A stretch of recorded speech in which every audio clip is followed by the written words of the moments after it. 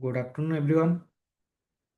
आज आम डिस्कस करवा सपोर्ट एंड रेजिस्टेंस, जोटा कि ट्रेडिंग जो मैंने करती, जो मैंने ट्रेडिंग लाइन अच्छी सपोर्ट रेजिस्टेंस बहुत इंपोर्टाट टॉपिक गोटे, जोटा कि सपोर्ट रेजिस्टेंस जो तुम शिखी जाऊँ ताले ट्रेडिंग रो बेस बेसिक्स ना तुम क्लीयर हो कहीं maximum trader support resistance use करके ट्रेड करती, जोटा कि हमें प्राइस एक्शन कहते प्राइस एक्शन ट्रेडर। कहीं सपोर्ट रेजिस्टेंस ट्रेडिंग लाइन जो मैंने अच्छा मन बेस्ट सपोर्ट रेजिस्टेंस कहीं मैक्सिमम जहाँ भी तुम जो स्ट्राटेजी ट्रेड कर ता भीतर कॉन्फ्लुएंस सपोर्ट रेजिस्टेंस थी। सपोर्ट रेजिस्टेंस गोटे कॉन्फ्लुएंस एमती गोटे कॉन्फ्लुएंस ताकू छाड़ी आम ट्रेड करवा मे बी किसी ट्रेडर मान इम्पॉसिबल। तेणुकरी सपोर्ट रेजिस्टेंस विभिन्न वे लोक यूज करती, जोटा कि आम डिस्कसन करवा what is support what resistance आउ केतबेले गोटे भैलिड सपोर्ट बने केतबेले गोटे भैलिड रेजिस्टेंस बने जहाँफल कि आम से सपोर्ट रेजिस्टेंस यूज कर ट्रेड नहीं पार एंट्री कर एग्जिट कर से विषय में डिस्कस करवा। बहुत इंपोर्टाट टॉपिक आम डिस्कस करवा। मो स्क्रीन शेयर कर ठीक अच्छे ओके। तो फास्ट आम डिस्कस करवा व्हाट इज सपोर्ट। सपोर्ट कौन देखो सपोर्ट जदि सिंपल भाषा कहवा आम सपोर्ट कौन गोटे प्राइस लेवल जो प्राइस लेवल मार्केट कौन करे बाइंग प्रेशर बहुत आसे जो मार्केट दर डाउन जाऊँगी गोटे लेवल प्राइस कौन कर अपवर्ड प्रेशर आसो ସେଇଟା आम सपोर्ट कहवा। जोटा कि एग्जांपल डेफिनेशन देखो support is a price level where demand is strong enough to stop the price from the falling further माने मार्केट डाउन आसूला एग्जांपल मार्केट मन कर मार्केट एमती डाउन आसूची मार्केट डाउन आसूची ठीक अच्छे गोटे लेवल कौन कर मार्केट डाउन आसूची गोटे लेवल मार्केट पुणी उपरू जाऊँगी डाउन ट्रेंड अच्छी कि आम बुलिश मार्केट बनैबा जोटा कि मार्केट एमती जाऊला ठीक अच्छे। देखो यही लेवल मार्केट देख उपरू जाऊँगी यही लेवल मार्केट उपरू जाऊँगी कहीं जाऊँगी लेवल मार्केट उपरको ସେଇଟା ଆମେ ଡିସ୍କସନ୍ କରିବା ଏବେ ଏଇ ଯେଉଁ ଲେବୁଲର ଏଇ ଲେବୁଲ ମାର୍କେଟ ଉପରକୁ ଯାଉଛି ଏଇ ଲେବୁଲ ମାର୍କେଟ ଉପରକୁ ଯାଉଛି ତେଣୁକରି ମେ ବି ଚାହିଁଥିଲେ ମାର୍କେଟ ଚାହିଁଥିଲେ ମେ ବି ଏଇଠୁ ଯାଇପାରିଥାନ୍ତା ଏଇଠିକି ପର୍ଯ୍ୟନ୍ତ ଆସିକି ମେ ବି ମାର୍କେଟ ଚାହିଁଥିଲେ ଏଇଠି ବି ଆସିକି ଯାଇପାରିଥାନ୍ତା ଠିକ ଅଛି ମେ ବି ମାର୍କେଟ ଚାହିଁଥିଲେ ଏଇଠୁ ବି ଆସିକି ଯାଇପାରିଥାନ୍ତା କିନ୍ତୁ ମାର୍କେଟ ଏକ୍ଜାକ୍ଟ ଏଇ ପଏଣ୍ଟରୁ କାହିଁ ଗଲା ଦେଖନ୍ତୁ ଟ୍ରେଡିଂରେ ଯଦି କହିବା କେହି କହିପାରିବେନି ମାର୍କେଟ କୋଉଠୁ ମାର୍କେଟ ଯେଉଁ ଅପୱାର୍ଡ ପ୍ରେସର ଯିବ ଅପ୍ ଟ୍ରେଣ୍ଡ ଯିବ କି କୋଉ ଡାଉନ୍ ଟ୍ରେଣ୍ଡ ଆସିବ କି ମାର୍କେଟ କୋଉ ଲେବୁଲରୁ ମାର୍କେଟ ରିଜେକ୍ଟ କରିବ ରିଜେକ୍ଟ ଉପରୁ ଯିବ କି କୋଉ ଲେବୁଲରୁ ବ୍ରେକ୍ କରିବ ସବୁ ଆମେ ଯାହା ବି ଏଠି ଡିସ୍କସ୍ କରିବା କି ଟ୍ରେଡିଂ ଲାଇନର ଅଲ୍ ଆବାଉଟ୍ ପ୍ରୋବାବିଲିଟି ଠିକ ଅଛି। ତେଣୁ ସମସ୍ତେ ପ୍ରୋବାବିଲିଟି ଅନୁସାରେ ଟ୍ରେଡ୍ କରନ୍ତି କାହାର ପ୍ରୋବାବିଲିଟି ଅଧିକ ଥାଏ ଅଧିକ କନଫିଡେନ୍ସ ନେଲେ କାହାର କମ୍ ପ୍ରୋବାବିଲିଟି ଥାଏ କାହିଁକିନା କମ୍ କନଫିଡେନ୍ସ ନେଇକି ଟ୍ରେଡ୍ କରନ୍ତି। ତେଣୁକରି ସପୋର୍ଟ ଆମେ କହିବା ଏକ୍ଜାକ୍ଟ ଯୋଉଟା ଆମେ ଡେଫିନେସନ୍ ପଢ଼ିଲେ ସପୋର୍ଟ ଇଜ୍ ଏ ପ୍ରାଇସ୍ ଲେବୁଲ୍ ହ୍ୱେୟାର୍ ଡିମାଣ୍ଡ ଇଜ୍ ଷ୍ଟ୍ରଙ୍ଗ ଏନାଫ୍ ଯୋଉଠିକି ଯୋଉ ଲେବୁଲର ଡିମାଣ୍ଡ ଅଧିକ ବଢ଼ିଯାଏ ଏଇ ଲେବୁଲ ଯେତେବେଳେ ପ୍ରାଇସ୍ ଆସି ପହଞ୍ଚେ ତା ଡିମାଣ୍ଡ ଅଧିକ ବଢ଼ିଯାଏ ଯାହାଫଳରେ କି ଲୋକମାନେ ଅଧିକ ବାୟ କରନ୍ତି ଆଉ ସେଇଠି ଗୋଟେ ବାଇଂ ପ୍ରେସର ଏତେ କ୍ରିଏଟ୍ ହୁଏ ଯୋଉଟା ମାର୍କେଟ ଆସୁଥିଲା ସେଲିଂ କିନ୍ତୁ ଏଇ ଲେବୁଲ ଗୋଟେ ଜୋନ୍ ବନେଇଲା ଯୋଉଟାକି ଆମେ ପ୍ରାଇସଟା ଉପରୁ ଅପୱାର୍ଡ ପ୍ରେସର ହେଇକି ଅପୱାର୍ଡ ଗଲା ସେଇଟାକୁ ଆମେ ସପୋର୍ଟ କହୁଛନ୍ତି ଯେ ସପୋର୍ଟ ଇଜ୍ ଏ ପ୍ରାଇସ୍ ଲେବୁଲ where demand is strong enough to stop the price from the falling further ମାନେ ସେଇଠୁ ମାର୍କେଟ ଆଉ ତଳକୁ ଯିବାକୁ ହିଁ ମାର୍କେଟ ଯାଉନି ତଳକୁ ଆଉ ଯାଉନି ତା ମାନେ କ'ଣ ସେଇଠି ବାୟର୍ସ ମାନେ ଏତେ ମାତ୍ରାରେ ବାୟ କଲେ ଯେ କି ମାର୍କେଟ ଆଉ ତଳକୁ ଯାଇପାରିଲାନି ଯୋଉଟାକି ଆମେ କେମିତି ଏଇଟା ୱାର୍କ କରେ when the price drop to this level buyers tends to enter the market ମାନେ buyers ମାନେ ସେଇଠି ଏଣ୍ଟର କରନ୍ତି କ୍ରିଏଟ୍ ଏ ଅପୱାର୍ଡ ପ୍ରେସର ଯୋଉଟା କି ଅପୱାର୍ଡ ପ୍ରେସର ଆମେ ଫାଷ୍ଟ ବୁଝିବା ଯୋଉ ଆମର ମାର୍କେଟର ଚାର୍ଟ ଚାଲୁଛି କି କ୍ୟାଣ୍ଡେଲ ଚାଲୁଛି ସେ କ୍ୟାଣ୍ଡେଲ କେମିତି ବନୁଛି କ୍ୟାଣ୍ଡେଲ ପଛର ବ୍ୟାକଗ୍ରାଉଣ୍ଡର କ'ଣ ସବୁ ଚାଲିଛି ଯେ ଗୋଟେ କ୍ୟାଣ୍ଡେଲ ବଡ଼ ବନୁଛି ଗୋଟେ କ୍ୟାଣ୍ଡେଲ ଛୋଟ ବନୁଛି ସେଇଟା ଯଦି ଆମେ ଡିସ୍କସନ୍ କରିବା ଦେଖନ୍ତୁ ଯାହା ବି ମାର୍କେଟ କ୍ୟାଣ୍ଡେଲ ବନୁଛି all is related to money ଯେତେ ମାର୍କେଟରେ ଯେତେ ପଇସା ଆସିବ ଯେତେ ମନି ଆସିବ ସେତେ ମାର୍କେଟର ଭଲ୍ୟୁମ୍ ଆସିବ ଭଲ୍ୟୁମ୍ ଆସିଲେ ମାର୍କେଟ ଅପୱାର୍ଡ ଯିବ ଯଦି ମାର୍କେଟରୁ ପଇସା ଲୋକମାନେ ୱିଡ୍ର କରୁଛନ୍ତି ତାହେଲେ ମାର୍କେଟ ଡାଉନ୍ ଯିବ ଏଇଟା ସିମ୍ପଲ ମେଥଡ଼। ତେଣୁକରି ମାର୍କେଟ ଯେଉଁ ଲୋକମାନେ ମନି ଇନଭେଷ୍ଟ କରୁଛନ୍ତି କି ୱିଡ୍ର କରୁଛନ୍ତି ସେ ଯେଉଁ ମନି ଇନଭେଷ୍ଟ ୱିଡ୍ରଲକୁ ସେଇଟା ଗୋଟେ ଗୋଟେ ଜୋନ୍ ଆମେ ମାନୁଛନ୍ତି ଯେଉଁଟାକି ଲୋକମାନେ କ'ଣ କରନ୍ତି ଗୋଟେ ଜୋନ୍ରେ ମାକ୍ସିମମ୍ ଲୋକମାନେ ଇଣ୍ଟରେଷ୍ଟ ଦିଅନ୍ତି ଏଇ ଜୋନ୍ରେ ଆମେ ବାଏ କରିବା। ଯୋଉ ଜୋନ୍ରେ କି ମାର୍କେଟ କ'ଣ ହେଲା, ମାର୍କେଟ ସେଇ ଲେବୁଲ ଆସିକି ସେଇଠି ତ ଲୋକ ବାଏ କରନ୍ତି, ମାର୍କେଟ ଭଲ୍ୟୁମ୍ ମିଳିଲା, ମାର୍କେଟ ଅପୱାର୍ଡ ଡିରେକ୍ସନ ଚାଲିଲା। ତେଣୁକରି ସେଇ ଯୋଉ ଲେବୁଲଟାକୁ, ସେଇ ଯୋଉ ପ୍ରାଇସ୍ ଲେବୁଲଟାକୁ ଆମେ କ'ଣ କହୁଛନ୍ତି, ସପୋର୍ଟ। ଏକ୍ସାମ୍ପଲ ଦେଖନ୍ତୁ, ଗୋଲ୍ଡ ଧର ମନେକର, ଗୋଲ୍ଡ ଏଇଠି, ଗୋଲ୍ଡ ଆମେ ଏବେ ଦେଖିବା, ଏକ୍ସାମ୍ପଲ ଦେଖିବା। ଦେଖନ୍ତୁ ଏଇଠି ଧର, ଏଇଠି ଦେଖନ୍ତୁ, ଏବେ ମାର୍କେଟ 2 ଆୱାରରେ ଅଛି ମନେକର, ଏଇଠି ପ୍ରାଇସ୍ ଡାଉନ୍ ଆସୁଥିଲା, ଡାଉନ୍ ଆସୁଥିଲା, ଡାଉନ୍ ଆସୁଥିଲା। କିନ୍ତୁ ଏଇ ଲେବୁଲରେ ଏଇଠୁ ମାର୍କେଟ ମାର୍କେଟ ଏଇଠୁ କ'ଣ କଲା, ଏଇଠୁ ଅପୱାର୍ଡ ଗଲା। ମାର୍କେଟ ଏଇଠୁ କାହିଁକି ଅପୱାର୍ଡ ଗଲା? ତେଣୁକରି ଏଇଠି ଅପୱାର୍ଡ ଗଲା ମାନେ ଏଇଠି ଗୋଟେ ସପୋର୍ଟ ଲେବୁଲ ସେ ବନେଇଲା, ଯୋଉ ଲେବୁଲ ସେ ମାର୍କେଟ ବାୟର୍ସ ମାନେ ଏଣ୍ଟର କଲେ, ଆଉ ବହୁତ ମାତ୍ରାରେ ଭଲ୍ୟୁମ ମିଳିଲା, ଯାହାକୁ ମାର୍କେଟ ଉପରକୁ ଗଲା। ଠିକ ଅଛି। ସେମିତି ଯଦି ସପୋର୍ଟ ଆମେ ବନେଇବା, ବହୁତ ସପୋର୍ଟ ବନେଇବା, ଏଇଠି ଗୋଟେ ସପୋର୍ଟ କହିପାରିବା, ଏଇଟା ଗୋଟେ ସପୋର୍ଟ କହିପାରିବା, ଏଇଟା ଗୋଟେ ସପୋର୍ଟ କହିପାରିବା। ଠିକ ଅଛି। ତେଣୁକରି ଯଦି ସେମିତି ଯୋଉମାନେ, ଏଇଟା ଯୋଉମାନେ ମୁଁ କହୁଛି ବିଗନର ମାନେ ଏମିତି ସପୋର୍ଟ ବନାନ୍ତି, ଏଇଠି ସପୋର୍ଟ, ଏଇଠି ସପୋର୍ଟ, ଏଇଠି ସପୋର୍ଟ, ବହୁତ ଜାଗାରେ ସପୋର୍ଟ ବନେ, ସବୁ ଜାଗାରେ ସେମିତି ସପୋର୍ଟ ବନେ, ଏଇଥର ଏଇଟା ଆମେ ଏଇଠି ସପୋର୍ଟ ବନେଇ ପାରିବା। ଠିକ ଅଛି। ସେମିତି ରେଜିଷ୍ଟାନ୍ସ ସପୋର୍ଟ ବନେଇଲେ, ସପୋର୍ଟ ଯୋଉ ବନଉଛନ୍ତି ସେଟା ବି ଟାଇମ ଫ୍ରେମ୍ ଅନୁସାରେ ବି ଚେଞ୍ଜ ହବ। ଲାଇକ୍ ଯଦି 1 ମିନିଟ୍ରେ ଅଲଗା ହବ, 3 ମିନିଟ୍ରେ ଅଲଗା ହବ, 5 ମିନିଟ୍ ଅଲଗା ହବ, 30 ମିନିଟ୍ରେ ଅଲଗା ହବ। ତେଣୁକରି ଟାଇମ୍ ଫ୍ରେମ୍ ଅନୁସାରେ ଯଦି ଏଇଟା ମୁଁ 2 ଆୱାର ଅଛି, 1 ଆୱାର କରିଦେବି, ତାହେଲେ 1 ଆୱାର କରିଦେଲେ ମେ ବି ସପୋର୍ଟ ସେଇଠି ହବନି। ମେ ବି ଦେଖନ୍ତୁ, ଯୋଉଠି ଧର ସପୋର୍ଟ ଆମେ ବନେଇଥିଲେ ସେଟା ଏବେ ଅ, ଅଲଗା ଜାଗାରେ ହବ ସପୋର୍ଟ। ଦେଖନ୍ତୁ ଏଇଠି ଆମେ କନସିଡର କରୁଛନ୍ତି, ବଡି କନସିଡର କରୁଛନ୍ତି, ସପୋର୍ଟଟା ଏଇଠି ହବ। ଠିକ ଅଛି। ଏଇଠି ସପୋର୍ଟଟା, ବଡି ଯୋଉଠି ଅଛି, ବଡି କୋଉଠି ଅଛି, ଏଇଠି ବଡି ଅଛି, ଏଇଠି ସପୋର୍ଟ ହବ। ଠିକ ଅଛି। ତ ଏଇଟା ଏଇଠି ସପୋର୍ଟ ହବ କି ଏଇଠି ସପୋର୍ଟ ହବ। ତେଣୁକରି ଟାଇମ୍ ଫ୍ରେମ୍ ଆମେ ଯଦି ଚେଞ୍ଜ କରୁଛନ୍ତି, 30 ମିନିଟ୍ କରିବା, ତାର ବି ସପୋର୍ଟ ଅଲଗା ହବ। 15 ମିନିଟ୍ କରିବା, ତାର ବି ଅଲଗା ହବ। ତେଣୁକରି ଡିଫରେଣ୍ଟ ଡିଫରେଣ୍ଟ ଟାଇମ୍ ଫ୍ରେମ୍ରେ ଡିଫରେଣ୍ଟ ଡିଫରେଣ୍ଟ ସପୋର୍ଟ ଜୋନ୍ ଆମେ ପାଇପାରିବା। ଠିକ ଅଛି। ତାପରେ ଆମେ ଆସିବା ରେଜିଷ୍ଟାନ୍ସ। ରେଜିଷ୍ଟାନ୍ସ କ'ଣ? ରେଜିଷ୍ଟାନ୍ସ ଇଜ ଏ ପ୍ରାଇସ୍ ଲେବୁଲ where selling pressure is strong. ଯୋଉଟା କି ରେଜିଷ୍ଟାନ୍ସ କ'ଣ, ସେଲିଂ ପ୍ରେସର ଏତେ ଷ୍ଟ୍ରଙ୍ଗ ହେଇଯାଏ ଯେ ଯୋଉ ମାର୍କେଟ ଉପରୁ ଯେତେବେଳେ ଅପୱାର୍ଡ ପ୍ରେସର ଯାଉଥିବ, ସେଇଠୁ ରିଜେକ୍ସନ ଦବ, ସେଇଠୁ ମାର୍କେଟ ଆଉ ଉପରକୁ ଯାଇପାରିବ ନାହିଁ। ସେଇ ଯୋଉ ଲେବୁଲଟାକୁ ଆମେ କ'ଣ କହିବା, ଯେ ଆମର resistance. Resistance is a price ଲେବୁଲ where selling pressure is strong enough to stop the price from the rising further.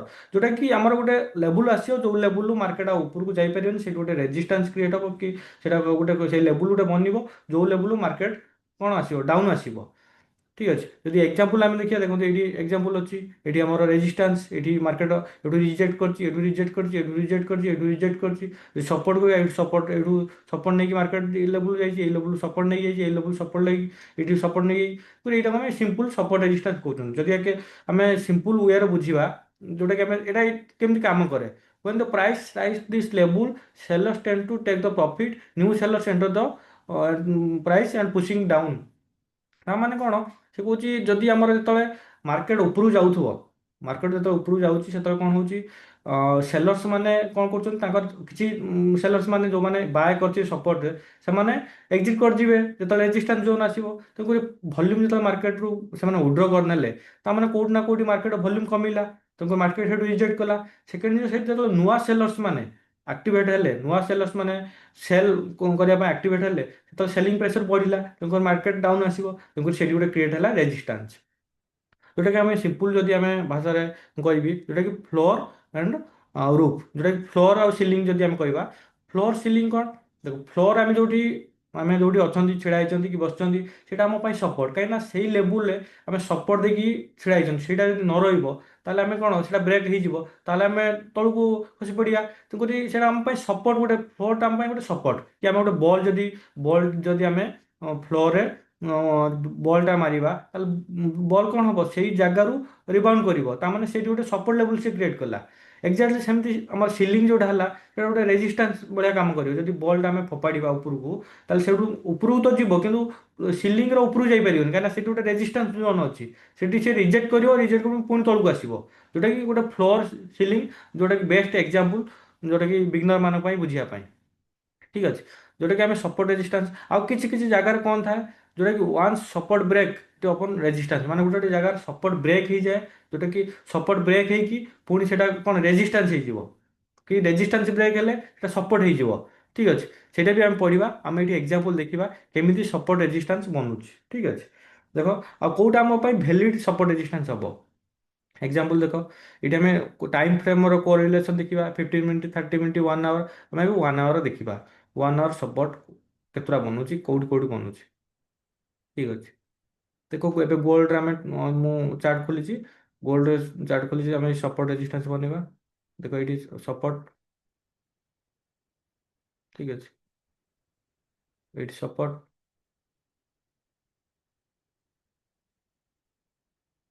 ଏଇଠି ଗୋଟେ ସପୋର୍ଟ। ଠିକ୍ ଅଛି। ଏଇଟା ଯୋଉ ମୁଁ ବନଉଛି, ଏଇଟା ବିଗନର ମାନେ ବନାନ୍ତି, ଯୋଉମାନେ ବିଗନର ଥାନ୍ତି ଏମାନେ ବନାନ୍ତି। କାହିଁକି ନା ମୁଁ ଏଇଠି କଣ କହିଲି, ଯୋଉ ଲେବୁଲରୁ ପ୍ରାଇସ୍ ଆମର ଉପରୁ ଅପର ପ୍ରେସର ଥିବ ତାହେଲେ ଆମେ ସପୋର୍ଟ କରିବା। ଏକ୍ଜାମ୍ପଲ ସେମ୍ ରେଜିଷ୍ଟାନ୍ସ ଆମେ କେମିତି ବନେଇବା, ଯୋଉଠୁ ଆମର ଥିବ ମାର୍କେଟ ରିଜେକ୍ଟ କରୁଥିବ ଯୋଉଠୁ, ସେଟା ଆମେ ରେଜିଷ୍ଟାନ୍ସ କହିବା। ଏଇଠି ଗୋଟେ ରେଜିଷ୍ଟାନ୍ସ, ଏଇଠି ଗୋଟେ ରେଜିଷ୍ଟାନ୍ସ। ଠିକ୍ ଅଛି। ଏଇଠି ଗୋଟେ ରେଜିଷ୍ଟାନ୍ସ। ଠିକ୍ ଅଛି। ଏଇ ଯୋଉ ବନେଇଲେ ଆମେ ସପୋର୍ଟ ରେଜିଷ୍ଟାନ୍ସ, ଏମିତି ତ ବନେଇଲେ ଆମେ ତ ଟାଇମ୍ ଫ୍ରେମ୍ ଚେଞ୍ଜ କରିଦେବା, 2 ଆୱାର କରିଦେବା, 1 ଆୱାର କରିଦେବା। ଆହୁରି ବି ଏଇଠି ବନେଇବା 30 ମିନିଟ୍, ଯେତେ ଟାଇମ୍ ଫ୍ରେମ୍ କମ୍ କରିବ ସେତେ ଅଧିକ ସପୋର୍ଟ ରେଜିଷ୍ଟାନ୍ସ ମିଳିବ। ତ କରି ଏଇ ଯୋଉ ସପୋର୍ଟ ରେଜିଷ୍ଟାନ୍ସ ଏତେ ବନିଲା, ମାର୍କେଟ ଦେଖ ମାନେ ଯୋଉ ଆମର ଚାର୍ଟ ତ ପୁରା ଦାଟି ହେଇଗଲା, ପୁରା ମାନେ support resistance support resistance support ମାନେ ଫୁଲ ହେଇଗଲା। ତେଣୁକରି କେମିତି ଆମେ ଏକ୍ଜାକ୍ଟଲି ସପୋର୍ଟ ରେଜିଷ୍ଟାନ୍ସ କେମିତି ବନେଇବା, କୋଉଠି ସପୋର୍ଟ ଏକ୍ଜାକ୍ଟଲି ବନୁଛି, କୋଉଠି ରେଜିଷ୍ଟାନ୍ସ ଏକ୍ଜାକ୍ଟଲି ବନୁଛି। ଏଇ ଯୋଉ ଆମେ ଜୋନ୍ ବନଉଛନ୍ତି, ଏଇ ଯୋଉ ଜୋନ୍ରେ, ଏଇ ଯୋଉ ଜୋନ୍ ମେ ବି ତମ ମନରେ କ୍ୱେଶ୍ଚନ୍ ଆସୁଥିବ, ମେ ବି ଜୋନ୍ ବଡ଼ ହେଇପାରେ, ମେ ବି ଛୋଟ ହେଇପାରେ, ମେ ବି ଏତିକି ବଡ଼, କି ଏତିକି ବଡ଼ କାହିଁକି ହବନି, କି ଏତିକି ବଡ଼ କାହିଁକି ହବନି, କି ୟାଠୁ ଏତିକି ବି ହେଇପାରେ। ତେଣୁକରି ଏଇ ଯୋଉ ଜିନିଷ କେମିତି ଆମେ ମାର୍କ କରିବା, ସପୋର୍ଟ ରେଜିଷ୍ଟାନ୍ସ ପରଫେକ୍ଟଲି କେମିତି ମାର୍କ କରିପାରିବା। ଠିକ୍ ଅଛି। ତେଣୁକରି ଏଇ ପରଫେକ୍ଟଲି ମାର୍କ କରିବା ପାଇଁ ଆମେ କ'ଣ କରିବା, ଆମେ ଫାଷ୍ଟ ଦେଖିବା ସପୋର୍ଟ। ଫାଷ୍ଟ ସପୋର୍ଟ ମୁଁ କ୍ଲିୟର କରୁଛି, ସପୋର୍ଟ କେମିତି ବନିବ। ଯେତେବେଳେ ଦୁଇଟା କ୍ୟାଣ୍ଡେଲ ବନିବ, ଗୋଟେ ରେଡ୍ ଆଉ ଗୋଟେ ଗ୍ରୀନ୍। ଠିକ୍ ଅଛି। ଗୋଟେ ରେଡ୍ ଧର ମନେକର ଏଠି ଗୋଟେ କ୍ୟାଣ୍ଡେଲ ବନୁଛି, ଏଇଟା ଧର ରେଡ୍ କ୍ୟାଣ୍ଡେଲ ଏକ୍ସାମ୍ପଲ୍।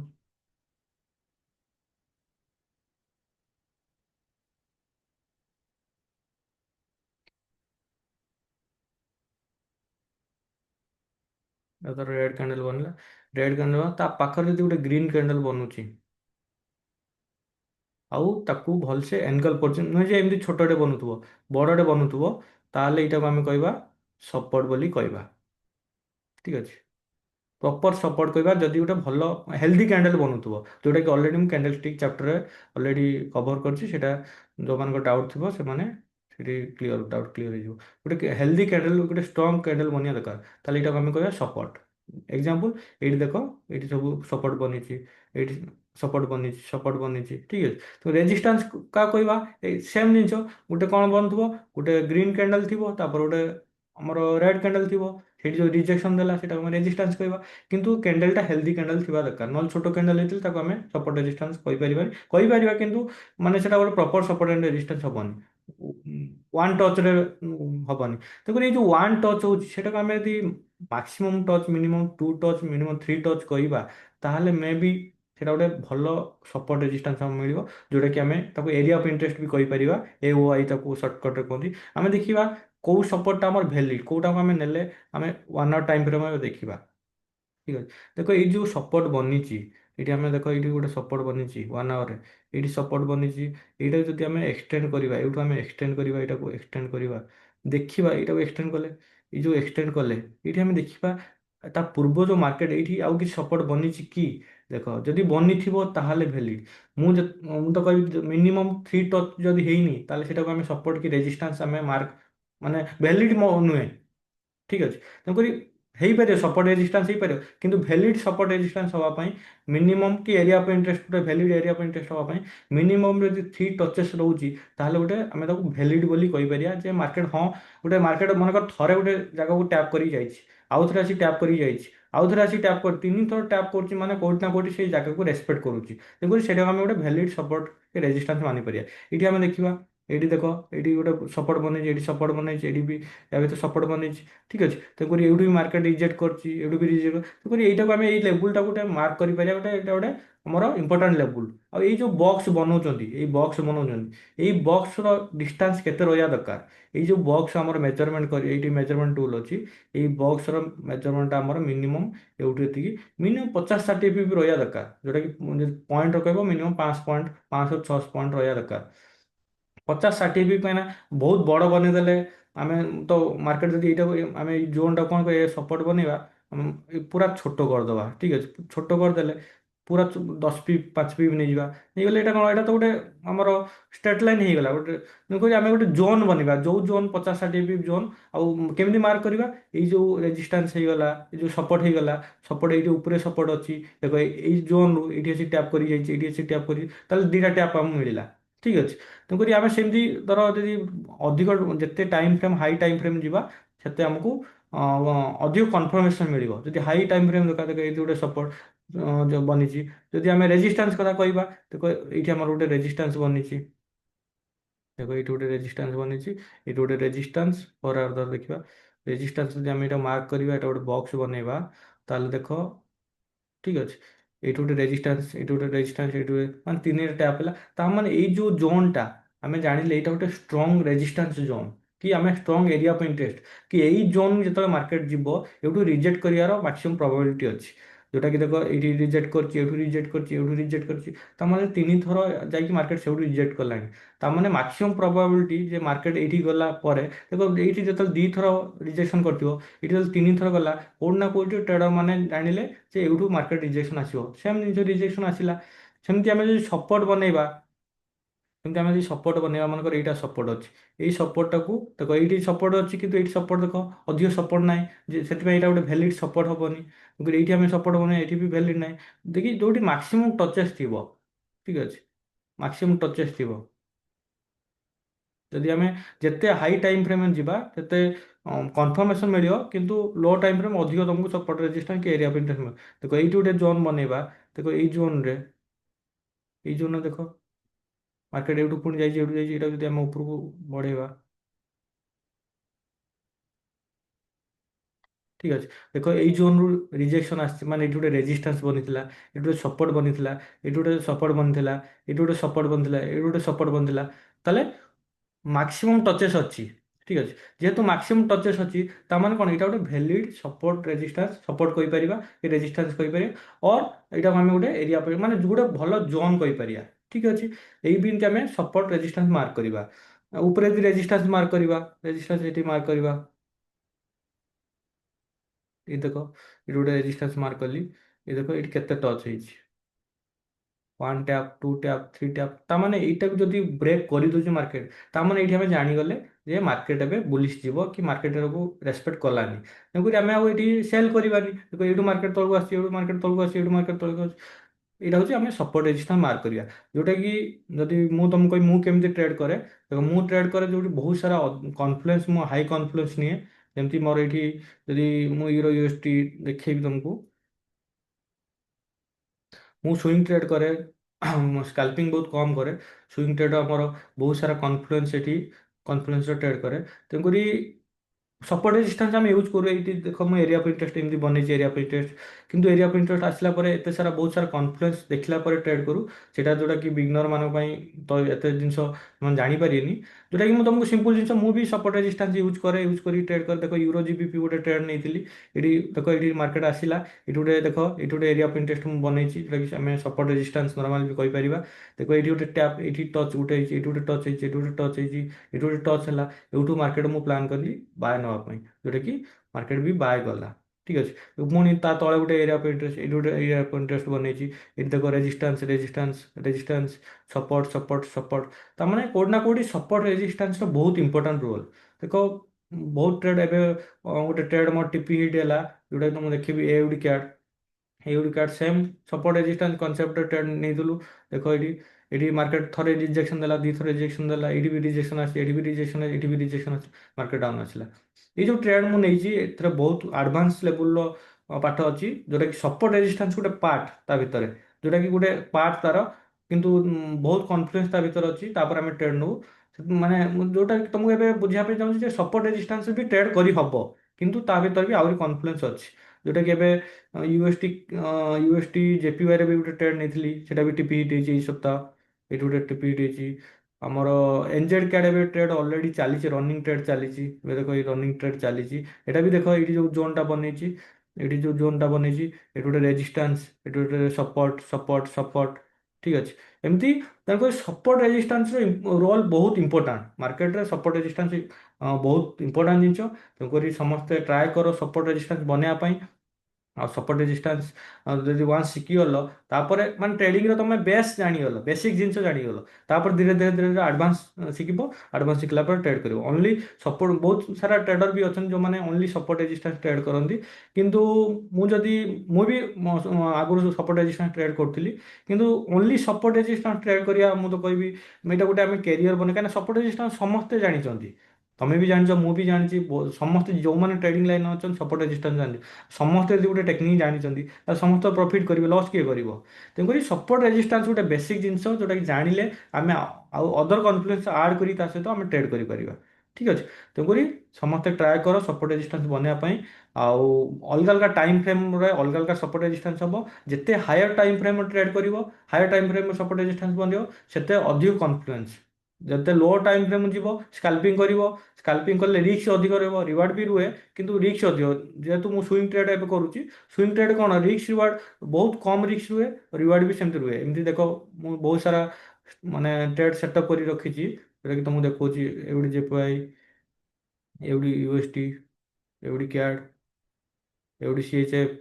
ঠিক আছে, ଦେଖ ଏଇଠି ମୁଁ ଗୋଟେ ଟ୍ରେଡ୍ ସେଟଅପ୍ କରିଥିଲି। ଏଇଠି ମୋର ଏରିଆ ଅଫ୍ ଇଣ୍ଟରେଷ୍ଟ ଥିଲା। ଦେଖ ଏଇଠି ଗୋଟେ ରିଜେକ୍ସନ୍ ଥିଲା, ଏଇଠି ଗୋଟେ ରିଜେକ୍ସନ୍ ଥିଲା, ଏଇଠି ଗୋଟେ ରିଜେକ୍ସନ୍ ଥିଲା। ଠିକ୍ ଅଛି, ଏଇଠି ଗୋଟେ ରିଜେକ୍ସନ୍ ଥିଲା, ଏଇଠି ଗୋଟେ ସପୋର୍ଟ ଥିଲା। ଏଇଟା ଗୋଟେ ସେଥିପାଇଁ ଇମ୍ପୋର୍ଟାଣ୍ଟ ଏରିଆ ଅଫ୍ ଇଣ୍ଟରେଷ୍ଟ ବା ଗୋଟେ ଇମ୍ପୋର୍ଟାଣ୍ଟ ସପୋର୍ଟ ଆଣ୍ଡ ରେଜିଷ୍ଟାନ୍ସ ବନେଇଥିଲି। କିନ୍ତୁ ମାର୍କେଟ ମୁଁ ଟ୍ରାଏ କରୁଥିଲି, ଏଇଠୁ ମାର୍କେଟ ଆସିଲା ପରେ ମୋର ଯଦି କନଫିଡେନ୍ସ ସାଟିସ୍ଫାଏ କରିବ ମୁଁ ଟ୍ରେଡ୍ ନେବି। କିନ୍ତୁ ମାର୍କେଟ କ'ଣ ହେଲା, ମାର୍କେଟ ତାକୁ ରିଜେକ୍ଟ କରି ତଳକୁ ଆସିଲା, ସେଥିପାଇଁ ମୁଁ ଟ୍ରେଡ୍ ନେଲିନି। ତେଣୁକରି ଟ୍ରାଏ କରିବ ଯେତେ ଲେସ୍ ଟ୍ରେଡ୍ କରିବ ମୋର ପ୍ରଫିଟ୍ ରହିବ, ଯେତେ ଅଧିକ ଟ୍ରେଡ୍ କରିବ ସେତେ ଲସ୍ ରହିବ। ତେଣୁକରି ଲେସ୍ ଟ୍ରେଡ୍ ମୋର ପ୍ରଫିଟ୍। ଠିକ୍ ଅଛି। ସେଥିପାଇଁ ମୋର ବହୁତ ସାରା ଦେଖ ଏଠି ମୁଁ ସବୁ ସେଟଅପ୍ ରେଡ଼ି ହେଇକି ଅଛି। ଯେତେବେଳେ ମୋ କନଫିଡେନ୍ସକୁ ମାନେ ସାଟିସ୍ଫାଏ କରିବ ମୁଁ ଟ୍ରେଡ୍ କରିବି। ଠିକ୍ ଅଛି। ଏଇଠି ଗୋଟେ ଦେଖ ହିରୋ ଅର୍ଡ଼ର ଗୋଟେ ଟ୍ରେଡ୍ ମିଳିଥିଲା। ଦେଖ ହିରୋ ଅର୍ଡ଼ର ଗୋଟେ ଜିନିଷ ଦେଖ, ଦେଖ ଏଇଠି ମୋର ଏଇଠି ଗୋଟେ ଜୋନ୍ ବନେଇଥିଲି, ଏଇଠି ଗୋଟେ ଏରିଆ ଅଫ୍ ଇଣ୍ଟରେଷ୍ଟ ବନେଇଥିଲି, ମାର୍କେଟ ଏଇଠୁ ରିଜେକ୍ଟ କରିବ ବୋଲି। କିନ୍ତୁ ରିଜେକ୍ଟ କଲାନି, ମୁଁ ସେଥିପାଇଁ ଟ୍ରେଡ୍ ନେଲିନି। ଦେଖ ଏଇ ଜୋନ୍ ନେକ୍ସଟ ଜୋନ୍କୁ ଯାଇ ରିଜେକ୍ଟ କରୁଛି, ଏଇଠି ରିଜେକ୍ଟ କରୁଛି, ମୁଁ ଏଇଠୁ ଟ୍ରେଡ୍ ପ୍ଲାନ୍ କରିବି। ତେଣୁକରି ସପୋର୍ଟ ରେଜିଷ୍ଟାନ୍ସ ଭଲସେ ମାର୍କ କରିବା, ଗୋଟେ ଭ୍ୟାଲିଡ ସପୋର୍ଟ ରେଜିଷ୍ଟାନ୍ସ ମାର୍କ କରିବା ବହୁତ ଇମ୍ପୋର୍ଟାଣ୍ଟ। ଠିକ୍ ଅଛି। ତେଣୁକରି ପ୍ରାକ୍ଟିସ୍ ସମସ୍ତେ କର, ଆଉ ଆରାମସେ ସପୋର୍ଟ ରେଜିଷ୍ଟାନ୍ସ କେମିତି ଗୋଟେ ଭ୍ୟାଲିଡ ମିନିମମ୍ 3 ଟଚେସ୍ ହେଇଥିବ। ଆରାମସେ ସପୋର୍ଟ ରେଜିଷ୍ଟାନ୍ସ ବନେଇଲା ପରେ ଆରାମସେ ଟ୍ରେଡ୍ କରିହେବ। ଯଦି ଅଧିକ ଟ୍ରେଡ୍ ଜାଣିବା ପାଇଁ ଚାହୁଁଛ ମୋତେ ଡିଏମ୍ କରିବ, ଆଉ ମୁଁ ତୁମକୁ ନେକ୍ସଟ ଆଡ଼ଭାନ୍ସ କେମିତି ପଡ଼ିବ କି ଆଡ଼ଭାନ୍ସ ଲେବୁଲ୍ର କେମିତି ଏମିତି ଟ୍ରେଡ୍ କରିବ ସେଇଟା ମୁଁ ତୁମକୁ ଶିଖେଇ ପାରିବି। ଠିକ୍ ଅଛି। ସପୋର୍ଟ ରେଜିଷ୍ଟାନ୍ସ ପାଇଁ ଏତିକି ଏନାଫ୍, ସପୋର୍ଟ ରେଜିଷ୍ଟାନ୍ସ ପାଇଁ ଏତିକି ନଲେଜ ଏନାଫ୍। ଆଉ ଓକେ, ଏବେ ଆମେ ମିଟିଂ ଏଣ୍ଡ କରୁଛନ୍ତି। Thank you everyone.